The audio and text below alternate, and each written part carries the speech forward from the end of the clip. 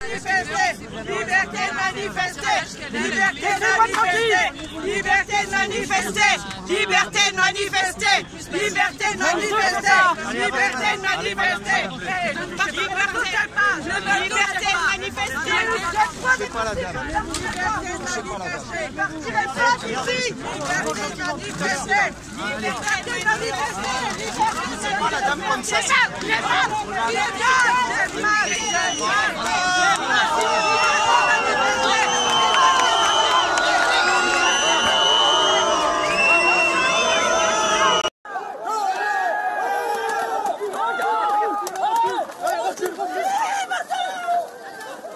Putain, sans déconner quoi, mais c'est n'importe quoi. Cette militante de l'association Attac est tombée lors d'une charge des forces de l'ordre dans une zone qui avait été interdite de manifestation. Gravement blessée à la tête, elle reste hospitalisée, mais ses jours ne sont plus en danger. Il reste à déterminer maintenant, David Di Giacomo, comment cela a pu arriver. Dans quelles circonstances exactes cette militante de 73 ans est-elle tombée lors de la charge des policiers ? Pour le savoir, le procureur de Nice a ouvert une enquête afin de rechercher les causes de ses blessures. Un médecin légiste l'a examinée hier soir à l'hôpital. Le magistrat a fait saisir les images de vidéosurveillance de la ville de Nice, des images de très bonne qualité selon le procureur, qui sont maintenant en cours d'exploitation. De leur côté, les proches de Geneviève Leguet vont déposer plainte demain. Leur avocat, Arié Halimi, précise que cette plainte visera les policiers, mais aussi le préfet des Alpes-Maritimes pour avoir donné l'ordre aux fonctionnaires de charger.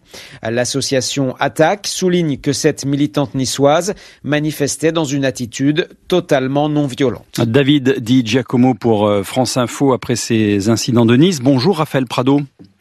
Bonjour. Vous êtes porte-parole de l'association Attac. Déjà, comment se porte aujourd'hui Geneviève Leguet ? Est-ce que vous avez de ces nouvelles ? Alors c'est difficile d'avoir des nouvelles précises, mais les dernières nouvelles que j'ai eues via la famille sont un peu moins rassurantes que ce que vous venez de donner, c'est-à-dire qu'en fait elle va passer un scanner demain matin et pour l'instant les médecins se refusent de donner vraiment leur diagnostic. Donc on est assez inquiet, on sait qu'elle a de nombreuses fractures notamment au crâne et on est assez inquiet pour son état de santé et on est un petit peu énervé de voir que certains se sont permis, notamment M. Estrosi, de la déclarer légèrement blessée hier, alors que manifestement, c'est une blessure assez sérieuse. Oui, assez grave, on dit bien gravement blessée, mais alors, elle a été touchée essentiellement à la tête, c'est ça, quand elle est tombée, vous avez des infos sur les circonstances de sa chute ? Les images sont très très claires. On la voit devant le cordon de police en train de scander liberté de manifester avec un drapeau de la paix. Vous savez, le drapeau arc-en-ciel, symbole des mobilisations intermondialistes pour la paix. Elle est dans une attitude parfaitement non violente. Elle ne représente aucune menace pour les forces de l'ordre. Et puis, comme le rassemblement avait été interdit, on pourra en reparler d'ailleurs, on peut se demander pourquoi est-ce qu'il était interdit alors qu'il n'y avait eu aucune dégradation à Nice lors des précédentes manifestations. Comme le rassemblement avait été interdit, les policiers ont donc encerclé les manifestants et ont donné une charge policière assez violente.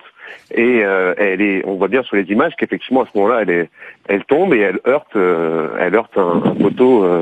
C'était des espèces de poteaux pour protéger le tramway. Et donc elle tombe sur la tête et elle se blesse violemment.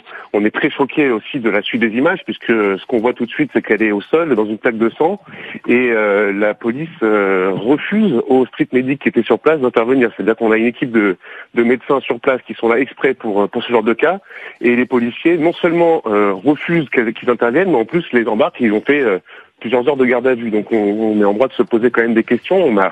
On a hâte que la justice fasse la lumière sur ce qui s'est passé parce que c'est assez inquiétant d'une dérive maintenant qu'on constate samedi après samedi mais qui a été encore plus marquante cette fois-ci. C'est-à-dire qu'on nous fait croire que les gilets jaunes sont tous des casseurs, des violents, des factieux. On nous les présente comme une espèce d'ennemi intérieur contre lequel il faudrait mobiliser l'armée. Après, faut pas s'étonner que ça finisse comme ça.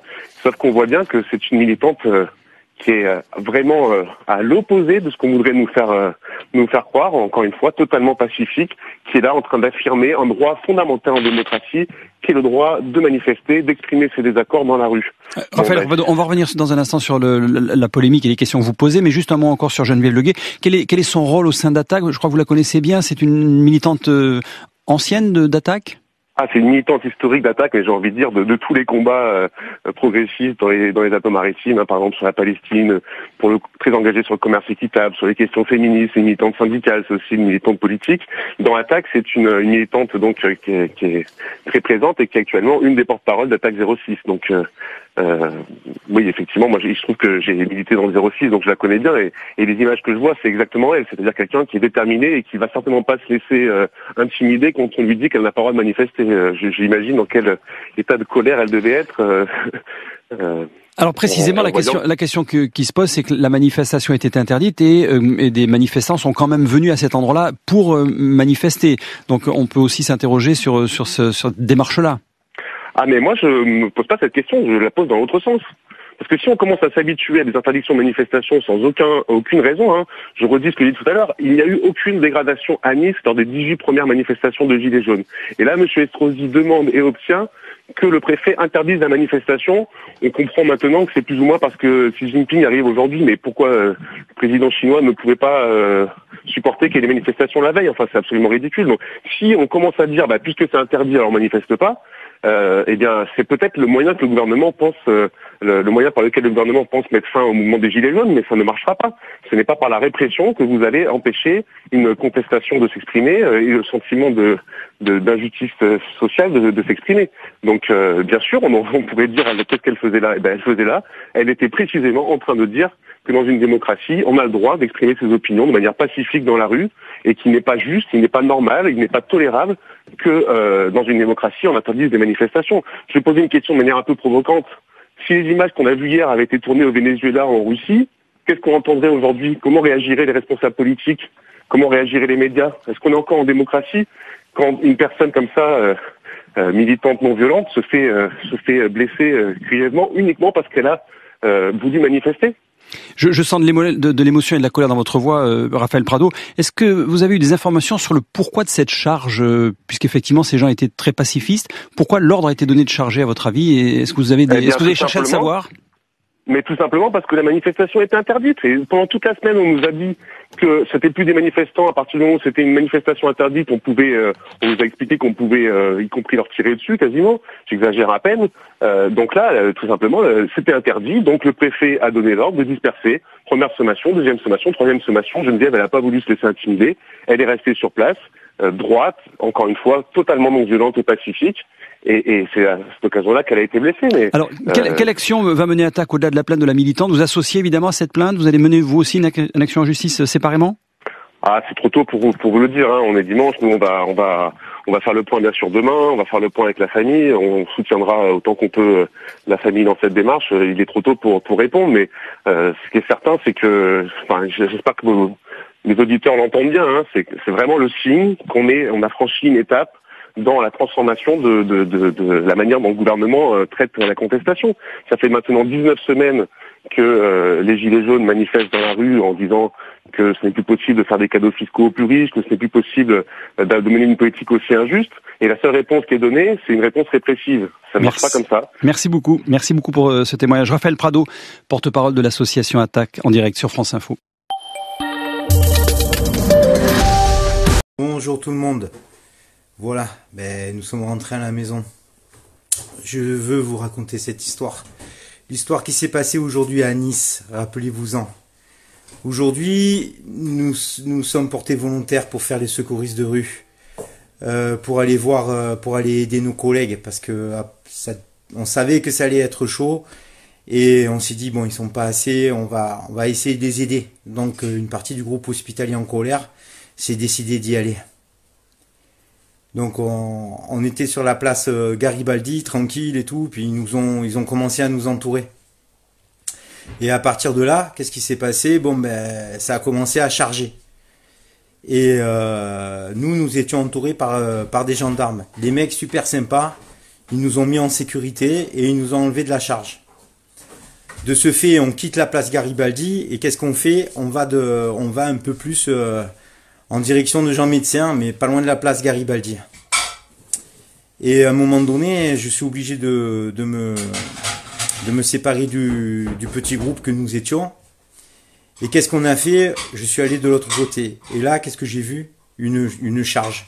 En fait, ils faisaient le tour et ils nous chargeaient comme des malades. Le problème, c'est qu'en plus, il y avait plus de flics que de manifestants, quoi. C'était ce matin.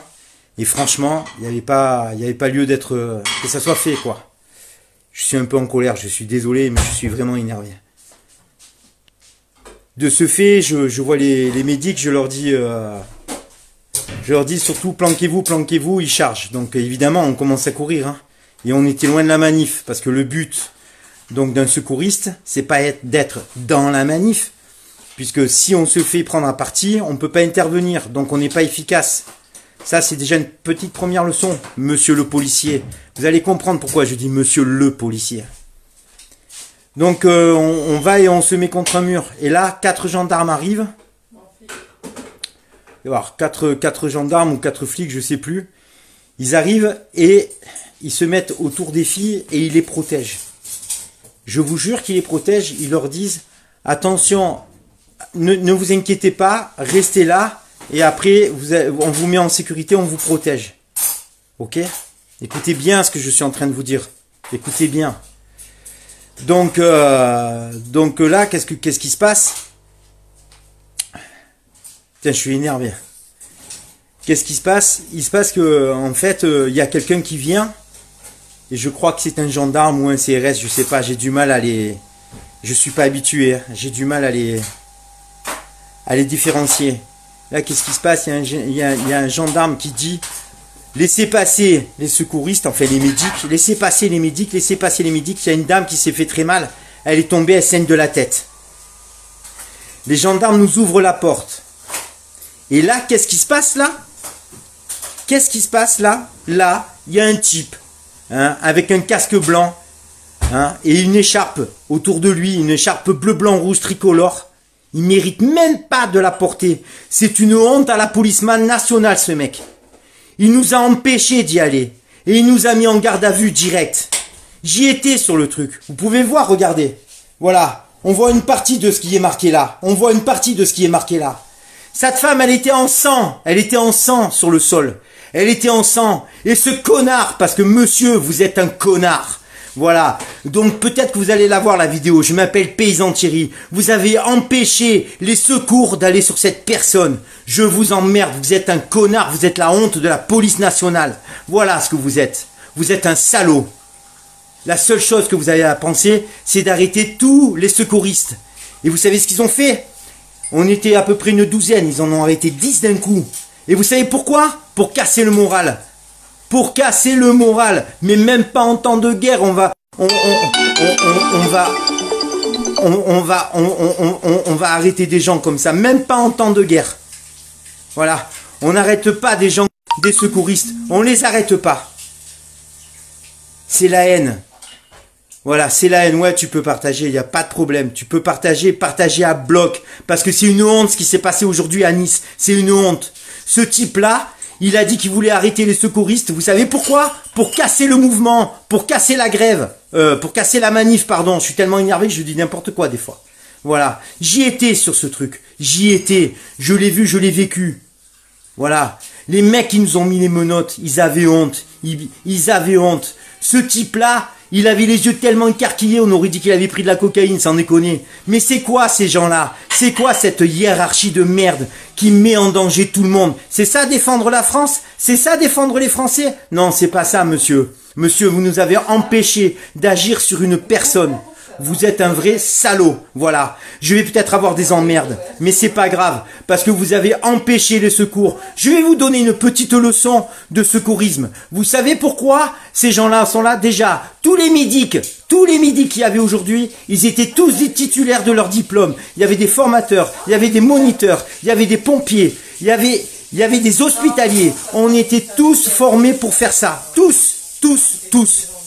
Voilà monsieur, on n'était pas là pour s'amuser, d'accord? On n'était pas là pour s'amuser, on était là pour aider les gens. Même si un flic serait tombé, se serait fait mal, on y serait allé sur lui pour pouvoir l'aider. Voilà, c'est ça le but d'un secouriste. On était neutre monsieur, on n'a rien dit, on n'a pas dit de slogan, on n'a rien fait. On était neutre. Vous comprenez monsieur? Voilà.